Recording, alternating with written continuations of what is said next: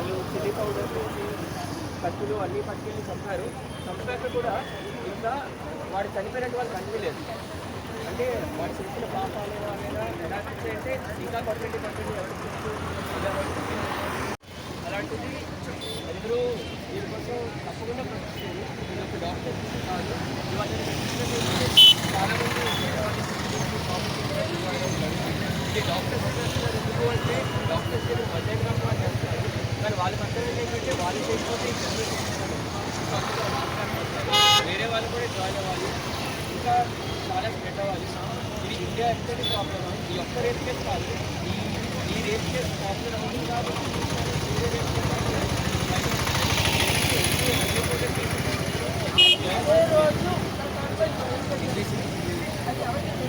Case Telugu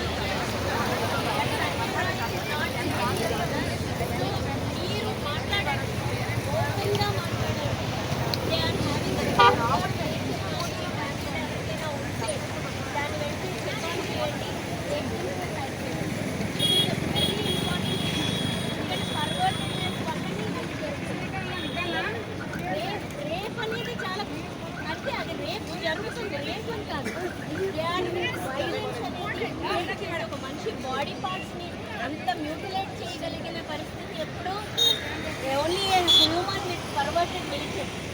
దాన్ని చెప్పాను చేయాలి, కంపల్సరీగా చెప్పండి. Please talk to your family members first, see that they are not perverted. మనకి ఎవరు కనిపించదు, నేను ఇలా కనిపిస్తున్నాను బేబీ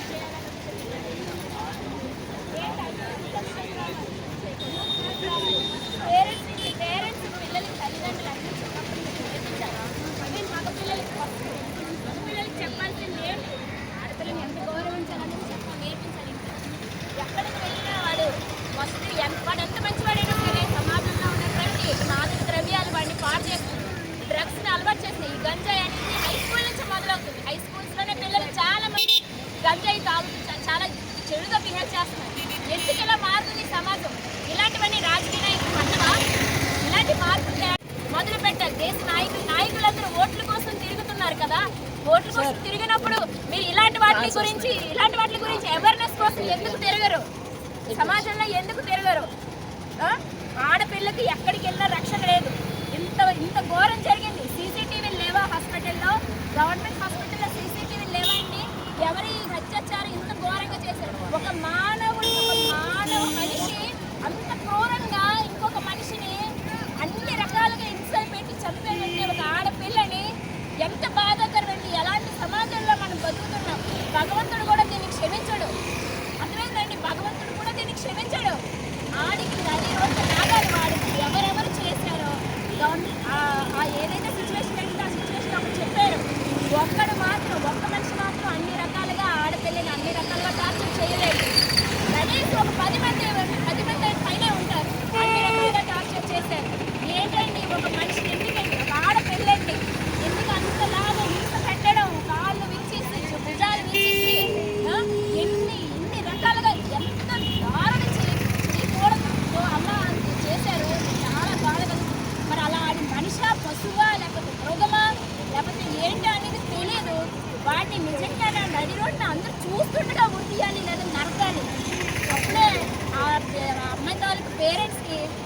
ఒక తృప్తి కలుగుతుంది, లేదా అమ్మాయి ఆత్మక శాంతి కలుగుతుంది. నిజంగా ఆడపిల్లని మనము దేవతతో సమానంగా పూజించాలండి. ఈ రోజుల్లో ఆడపిల్లతో ఎక్కడ నార్యం ఎక్కడ దేవత అంటారు, ఎక్కడ స్త్రీలు పూజింపబడతారో అక్కడ దేవతలు ఉంటారని అంటారు. కానీ ఎక్కడ అలాంటి స్త్రీని ఏం చేస్తున్నారు ఈ జనాలు, ఏం చేస్తున్నారు ఈ మగవాళ్ళు? ఎందుకు ఈ మగవాళ్ళు ఇలా తయారవుతున్నారు? వాళ్ళ పేరెంట్స్ తల్లిదండ్రులకు పెంపకమా, లేకపోతే వాళ్ళు పెరిగే వాతావరణమా? చిన్నప్పటి నుంచే మేడం గారు చెప్పినట్టు చిన్నప్పటి నుంచే స్కూల్ లెవెల్ నుంచే వాళ్ళకి మంచి విలువలు నేర్పించారండి. చదువు కాదని చదువు కాదు, విలువలు సంస్కారం నేర్పించాలి పాఠశాలల్లో. ప్రతి పాఠశాలలోని విలువల సంస్కారం నేర్పించాలి. ప్రతి హై స్కూల్లో కూడా, మెయిన్ హై స్కూల్ నుంచి మొదలవ్వాలి. 6th క్లాస్ నుంచి 10th క్లాస్ వరకు మొదలవుతుంది. అబ్బాయిలు అమ్మాయిలు కానీ ప్రతి వాళ్ళు కూడా విలువలు నేర్చుకోవాలి. ఫస్ట్ కరికులంలో అది సబ్జెక్ట్ కావాలి, అది దానికి అనుగుణంగా పిల్లలు ప్రవర్తించాలి. మన స్వాతంత్రం రాలేదు, ఎక్కడొచ్చింది? ఆడపిల్లకి ఇలా జరుగుతుంటే ఎక్కడైనా స్వాతంత్రం వచ్చింది? అర్ధరాత్రి ఒక 31 సంవత్సరాలు లేని డాక్టర్, పీజీ డాక్టర్స్ 2వ సంవత్సరం చదువుతుంది. అమ్మాయికి ఎన్ని ఆశలు ఉంటాయి, జీవితం పట్ల ఎన్ని కోరి ఎంత భవిష్యత్తు ఊహించుకుంటారు అమ్మాయి. ఆ అమ్మాయిని అలా చేయవలసిన అవసరం ఏంటి? ఆ రథవలకి, చెత్త రథవలకి అది నరగాలి. నిజంగానే ఎవరైతే ఏదైతే ఈ మమతా బెనర్జీ సపోర్ట్ చేస్తుందో మమతా బెనర్జీని శిక్షించాలండి. ఎవరైతే వెంకటేశ్వర వస్తున్నారో వాళ్ళందరినీ ముందు శిక్షించాలి. అవకాశం ఉంటే నిజంగానా మేము వెళ్ళడానికి నాకైతే అలా ఉందండి, నా బాధ్యత అలా ఉంది. అమ్మాయి ప్రతిదీ ఇలాగా ఈ అబ్బాయి చెప్పినట్లుగా బయటకు వచ్చి కొన్నే, బయటికి రాలేనివి ఇంకెన్నో చెప్పుకోకూడదు. ఎన్నో చిన్న పిల్లలు 6 నెలల నుంచి 60 నెలల వరకు వదలట్లేదు. దేనికి వదలట్లేదండి? ఎంత అంత కామంగా ఎందుకున్నారు మీరు? మీడియా, సినిమాల్లో కూడా సినిమాలు ఎందుకు అలాంటి సీన్స్ అని చూపించాలి సినిమాల్లో. ఎవరిని చెడగొడతారు, ఎవరి భవిష్యత్తు నాశనం చేస్తారు మీరు, ఎవరి సంస్కారానికి ఇటువంటి కోరికలు చేస్తారు. ఎందుకు అలా సినిమా తీయాలి? మీడియా వల్ల మరి పరిస్థితి లేదు ఆలోచన కల్పిస్తున్నారు మీడియా వాళ్ళు. నిజంగా చెప్తున్నాను, న్యాయం జరగాలి. ఆడపిల్లకి స్వాతంత్రం రాలేదు. ఇంకా అది ఇలాంటి జరుగుతూ ఉంటే, ఇలాంటివన్నీ చూస్తూ ఉంటే ఎక్కడ మనకి స్వాతంత్రం వచ్చిందా? మహాత్మా గాంధీ తెచ్చారంటే ఎక్కడ వచ్చింది? ఎవరు బ్రిటిష్ వాళ్ళ నుంచి తెచ్చుకున్నాము, కానీ మనకే స్వాతంత్రం లేదు. బ్రిటిష్ వాళ్ళ నుంచి మనం స్వాతంత్రం వచ్చిందన్నారు 1940. ఆగస్టు 15 ఇండిపెండెన్స్ డే రోజు ఈ అమ్మాయి 2 రోజుల ముందు 3 రోజుల ముందు అలా జరిగింది. మనకేప్పుడు స్వాతంత్రం వచ్చినట్టు లేదు. మనకు స్వాతంత్రం రాలేదు, ఆడపిల్లకి స్వాతంత్రం రాలేదు, 100% రాలేదు. ఆడపిల్లలు అవని మగపిల్లలు అవని మేము ఆ పిల్లలు బాగా చదువుకోవాలి, మాకు మంచి పేరు రావాలి, వాళ్ళు మంచి పొజిషన్లో ఉండాలి, బాగా డబ్బు ధైర్యం ఉండాలి, నేను ప్రొటెక్ట్ చేసుకోవాలనే కెపాసిటీ మీకు ఉండాలి. అంటే కరాటీ నేర్చుకోవడం కాదు, అబ్జర్వేషన్ ద్వారా మనం వాళ్ళు దూరంగా ఉండడం, లేదా వాళ్ళు ప్రొటెక్ట్ చేయడం, లేదంటే ఆ ఎదురికి వాళ్ళని ఏం చేసినా సరే చట్టం మిమ్మల్ని ఏం చేయాల్సిన అన్నీ తీసుకొచ్చింది. కానీ మీరు అమ్ముకోవాలి, మీరు ఉపయోగించుకోవాలి, అది ఉపయోగించుకోవాలి. అప్పుడు మీకు మీరు సేఫ్గా ఉంటారు, మీరు జీవనంలో ఉంటారు. అదేందా కొట్టేసి మాట్లాడాలి, గౌరవ కొట్టేసి అయితే మన కోపం చూసారని చాలామంది అలా దూరంగా ఉంటారు. మనం కోపం చేయకుండా పట్టుకున్నా కదా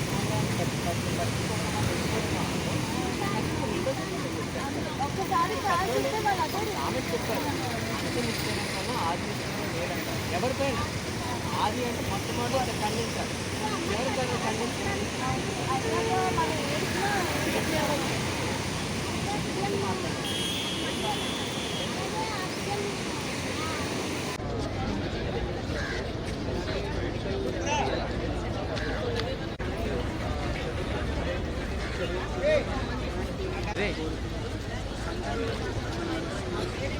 పాపం చేద్దామా?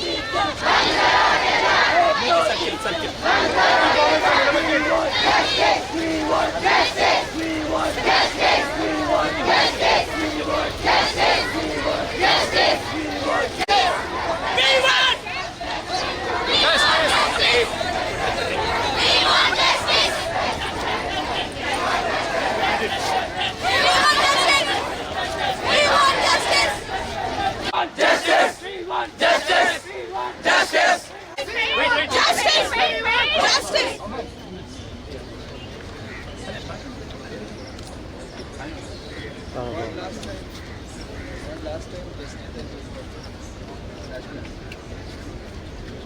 last time, we'll all raise our hands and say, we want, please raise your hands.